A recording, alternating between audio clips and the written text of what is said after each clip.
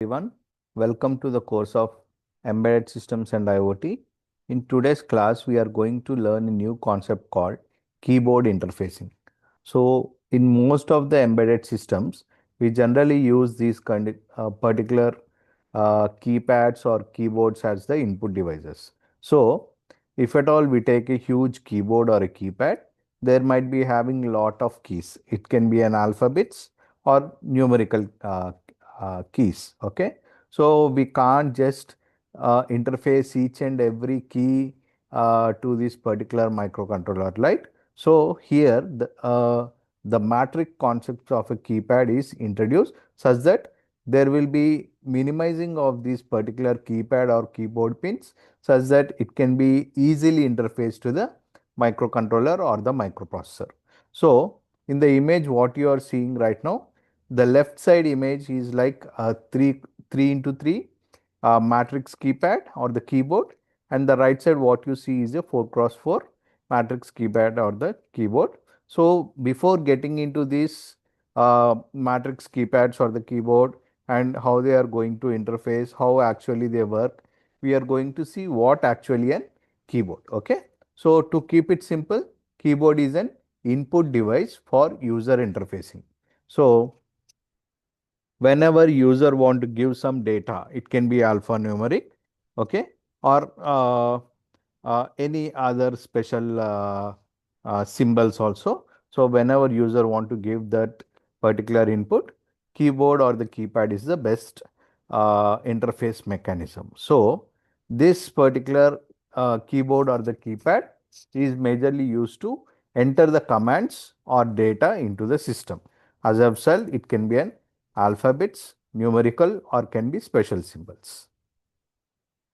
Now, coming to the uh, connection of this particular keypads or the keyboards. So, this is also one of the most popular keypads which are very much integrated into the embedded system devices for entering some electrical signals, or you can also call it as giving some inputs. Okay.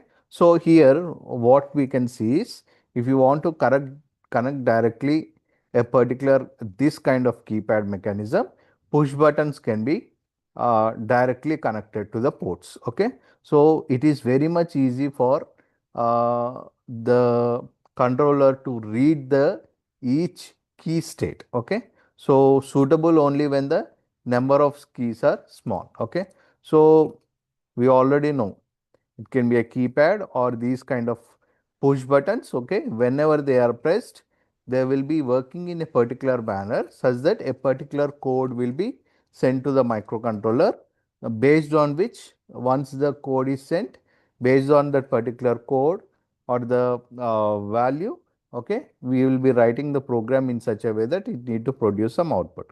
So I will be clearly explaining how these buttons or push buttons in this particular keypads are uh, uh, arranged and what happens, how the matrix arrangement will be there. We are going to see one by one. So generally, if at all we consider a large keypad or keyboards, they will be having many input pins. So, but what happens is if you try to interface these particular large keyboards or keypads to the microcontroller, as I've already said, microcontroller will be having only limited ports. You can't, so let's say if you are taking a keypad with some 50 to 60 keys, okay, there won't be 50 to 60 IO ports for the microcontroller to interface all these keys or switches individually, right?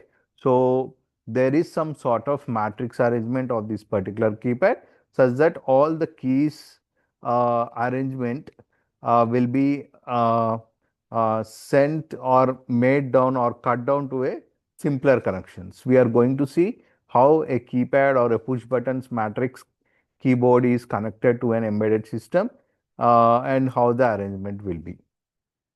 So see, so the diagram what you see over here is an push button keypad matrix where there are, if you see the particular push buttons 4 into 4, there are 16 push buttons but the connections what we are considering is like only 8. So row side are 4 and the column side are 4. Okay. So the key arrangements of this particular keypad will be like in a row and column matrix form, and it is reducing almost all the connections into a smaller number. For example, if you consider 16 switches or the 16 keys over here, we are able to cut down to only 8 lines instead of connecting the 16 lines. Okay. So, how these keys are scanned actually. So, if you see over here, the scanning of keys, let's say we are considering this particular, the key or the push button which is marked in the red circle, let's say we are pressing that particular button as an input. Okay. So, whenever that particular button is pressed, what is happening initially we are going to see now. Okay. So, if you see the matrix arrangement over here, the left side what we are seeing are the row connections R1, R2, R3 and R4, and the bottom side what we are seeing is the column connections, which are nothing but C1, C2, C3, C4. Okay.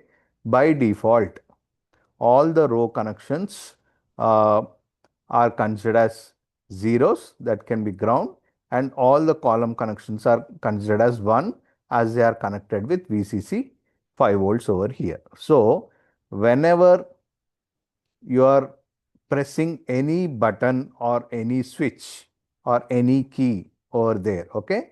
So, what we are doing is we are connecting that particular switch with the row which is already 0, and that switch is connected to the column. So, initially I'll explain it. Initially, the basic construction of this matrix is like rows R1, R2, R3, R4 are all zeros as they are grounded, and columns C1, C2, C3, C4 are all ones as they are connected with the power supply. So, that is what we have written over here. Now, if the switch is pressed, what going to happen we are going to see now. See, once the switch is pressed. So, this is when the switch is pressed, it gets connected. That means what happening is let's say this switch is pressed and the row 2 which is grounded will be in contact with the column 2. So, what's happening? The column 2 which was already logic 1 has now turned to logic 0 as it is connected to the ground of R2. So, previously what was the logic before pressing the switch? R1, R2, R3, R4 were zeros, C1, C2, C3, C4 were ones. Now, once the switch is pressed, what happened is that particular column 2 C2 has been turned 0. That means now the series will be like, the code will be like R1, R2, R3, R4 are 0, 0, 0, 0, and C1, C2, C3, C4 are 1, 0, 1, 1. So, whenever microcontroller gets an input from the columns as an 1011, so microcontroller assumes that there is some switch pressed. So, which switch is pressed as this particular second C2 column, okay, is had become 0, okay, it assumes that the switch from the row 2 has been pressed. Let's say this particular in the same row 2 only, let's say this particular first position switch has been pressed, let's say, okay. Then what happens? The C1 which is already 1 will becomes 0. So, based on the 1 turning to 0, the controller will be assumed that a particular switch in a particular row has been pressed. This is how the key detection logic will be working in that particular keypad matrix. Now, if you want to connect a particular keypad matrix to any controller, it can be an Arduino, it can be an 8051 or anything. So, what we are trying to do is, uh, as we are showing here 4 into 4 matrix keypad, okay, we are getting 8 uh, input pins where all these 8 in which 4 are rows and 4 are columns are connected to the Arduino pins. So, completely 16 pins are cut down to 8 pins which we are giving it as an input for the Arduino, and based on the logic received by the Arduino from the keypad when the switch is pressed, the code will be performing that particular operation, and according to that the output will be performed. So the actuator at the output end will be behaving based on the input given through the keypad. So this is how generally keypad interfacing works.